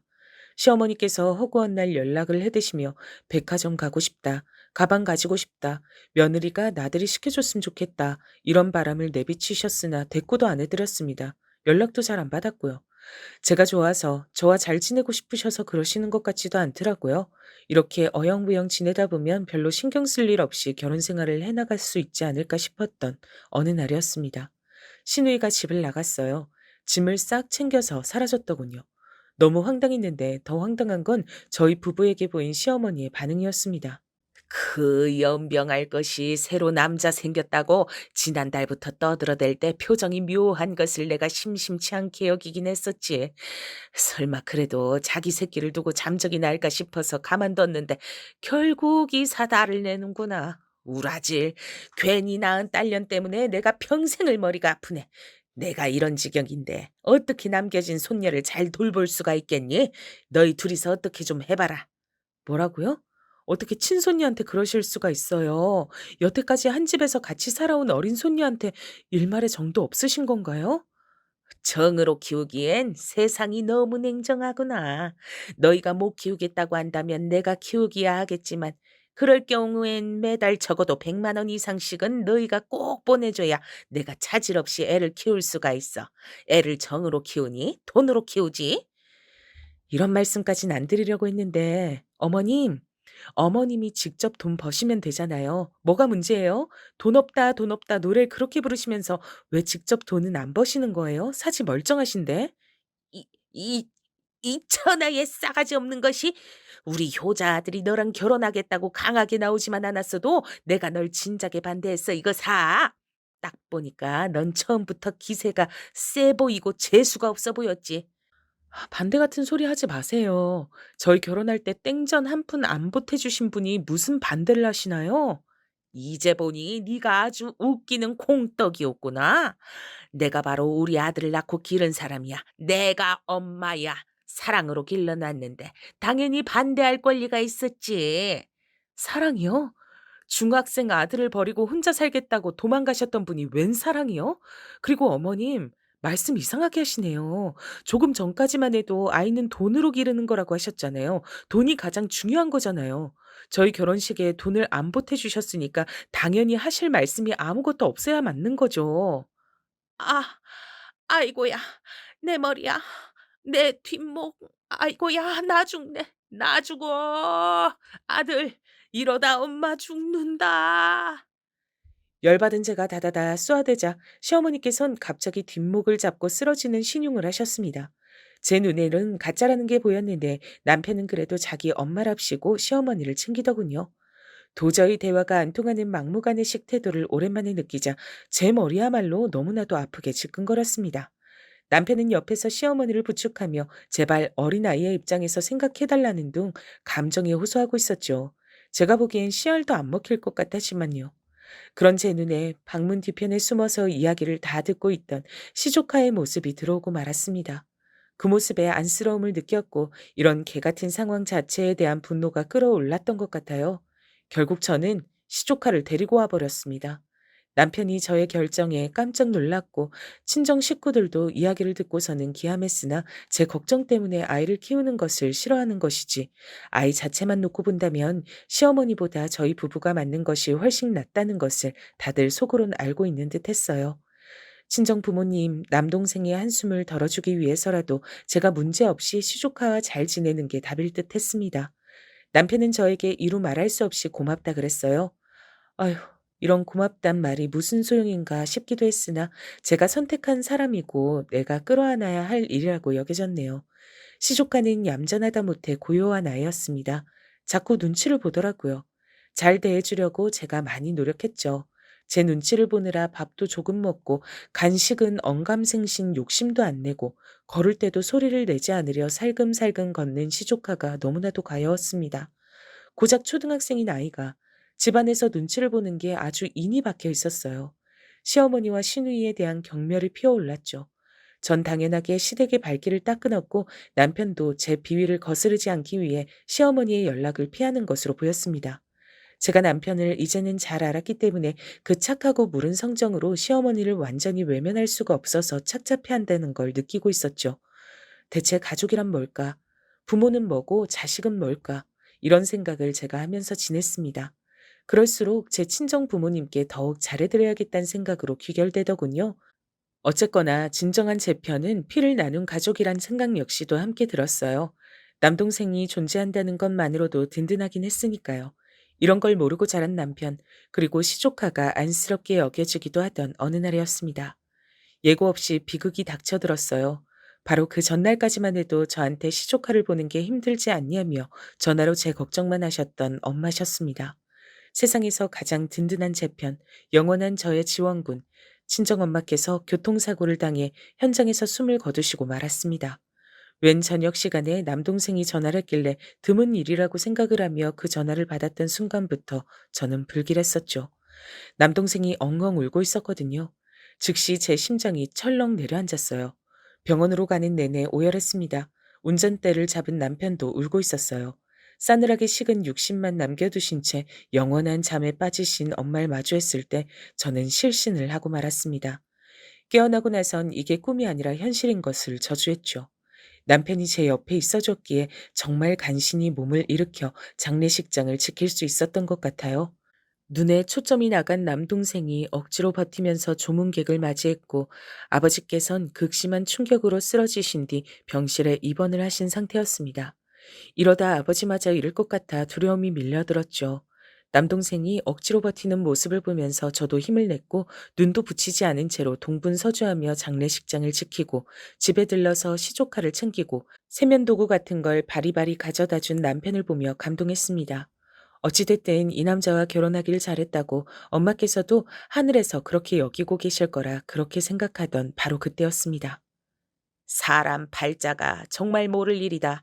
편찮으시다던 바깥 사돈보다 어떻게 안 사돈이 먼저 떠나신다니. 이래서 가는 데는 순서 없다 그러나 봐. 시어머니께서 오신 겁니다. 와주신 것 자체는 너무 감사했지만 시어머니께서 저에게 다가와 입을 여시자마자 제 머리가 너무 아프기 시작하더군요. 워낙 범상치 않은 분이신 걸 알고 있으니까요. 그리고 전 시어머니를 상대할 여력이 조금도 없었습니다. 고통스러운 슬픔 속에 저 자신 하나를 간신히 붙잡고 있는 형국인데 시어머니께서 무슨 헛소리를 하시든 제가 이겨낼 수 있는 때가 아니었기에 제발 그냥 조용히 가주십사 싶었죠. 걸음해 주셔서 감사해요. 저희 엄마도 그렇게 생각하실 거예요. 당연히 그렇겠지. 내가 솔직히 네가 싸가지 없이 굴었던 게 얄미워서라도 안 올까 하다가 그래도 내가 어른이고 너보다 나은 인성을 지닌 인생의 선배로서 좋은 모습을 보여야겠다는 생각이 들더구나. 아, 물론 안 싸돈을 애도하기 위해서란 이유가 가장 크지. 네, 알겠습니다. 대충 알겠다고 하면 다니. 쌀쌀 맞긴. 저기 근데 있잖아. 안 싸더니 보험은 어떻게 좀 빵빵하게 들어 놓으셨을까나? 그건 어머님이 왜 궁금해하세요? 요새 날씨가 부쩍 추워졌잖아. 이놈의 집은 외풍이 드는 게 문제야. 올겨울은 또 어떻게 날지. 지금 집처럼 아담해도 좋으니까 내년엔 제발 좀 멀쩡한 아파트에서 살아보는 게 소원이다. 혹시 안사돈 돌아가셔서 보험금 나오는 것들이 있으면 나 아파트 좀 사게 도와줄 순 없니? 시어머니께서 미친 소리를 잘하신다는 것은 진작 알고 있었으나 이렇게까지 제 머리를 띵하게 만드는 엄청난 발언은 처음이었습니다. 가뜩이나 힘이 쭉 빠져 있던 저라서 진짜 이제는 기절할 것 같다는 생각이 들고 있었는데 그 순간 놀라운 일이 벌어졌습니다. 언제 근처에 있었던 건지도 모를 남편이 시어머니의 뺨을 친 거예요. 이 악마, 어떻게 이런 순간에도 본인 좋을 대로만 행동하실 수가 있어요? 당신은 사람도 아니야. 너 지금 네가 나를 때려? 우리 아들이 엄마를 때렸어? 말도 안 돼. 네가 돌았구나. 우리 아들 네가 어떻게 이럴 수가 있어? 자꾸 아들이라고 하지 마세요. 당신 아들인 게 그 어느 때보다도 수치스러워서 죽고 싶을 지경이니까. 참는데도 한계가 있습니다. 넘지 말아야 할 선이라는 것도 있어요. 그런데 당신이 방금 그 선을 넘으셨습니다. 당신은 더 이상 제 엄마가 아니에요. 그니까 아들이라고 부르지 마세요. 그리고 당장 꺼지세요. 내가 직접 끌어내기 전에. 제가 놀라서 입을 틀어막았고 시어머니께선 완전히 얼이 빠지신 채로 입만 뻐끔뻐끔 하시다가 남편의 무서운 표정에 압도당하셔선 그대로 주랭랑을 치셨어요. 이제껏 본 적 없던 남편의 모습에 저는 놀라움이 가시질 않았는데요. 잠시 후에 남편이 절 살며시 안아주더니 조용히 흐느꼈습니다. 백마디 말보다 그것 하나가 남편의 심정을 저로 하여금 이해시키더군요. 저 역시 아무 말 없이 남편을 꼭 안아줬네요. 엄마를 보내드린 이후 아버지께선 자식들을 위해서라도 버티겠다고 하시며 마음을 다 잡고 건강을 회복하셨습니다. 너무 감사한 일이었죠. 시어머니께선 남편이 그때 잠시 눈이 돌아서 그랬던 걸로 생각을 하셨는지 태연하게 연락을 해오셨으나 어림도 없었죠. 싸늘하게 무시했습니다. 그 다음으로 놀라운 일이 벌어졌는데요. 시조카의 친부가 찾아온 거예요. 알고 보니 시조카의 친부가 이혼하면서 자기 본가의 연락처를 종이에 적어서 줬었더라고요. 시조카는 그걸 고이 간직하고 있었고 제가 우연히 그걸 발견하게 되며 이게 뭐냐고 물어봤던 거죠. 저희 부부가 시조카 상의를 한 끝에 연락을 해봤는데요.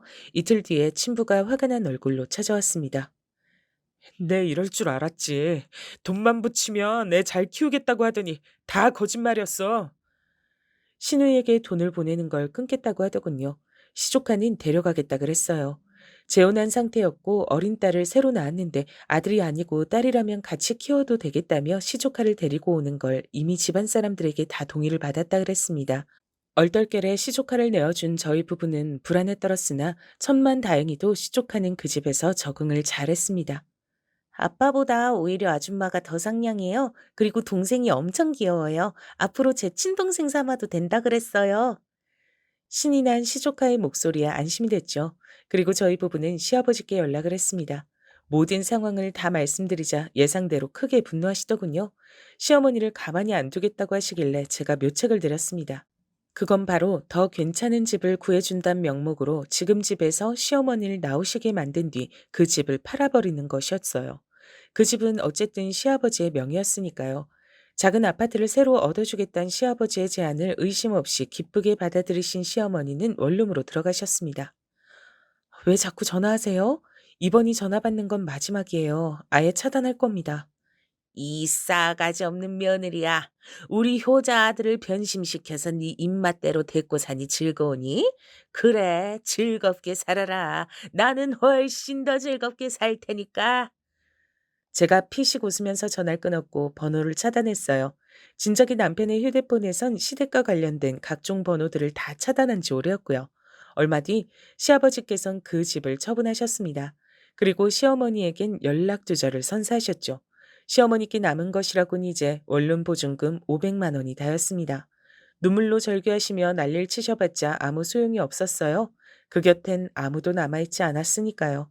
돌아올 곳을 잃어버린 시누이 역시도 처지는 마찬가지였습니다. 남편은 더 이상 자기 가족들을 거들떠보지도 않았어요. 그리고 친정 아버지께 열과 성을 다하는 사이가 되었답니다.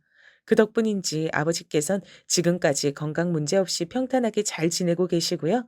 남편이 가끔은 저보다도 제 동생과 더욱 사이가 좋아 보일 정도로 행복한 가족의 모습을 이어가고 있네요.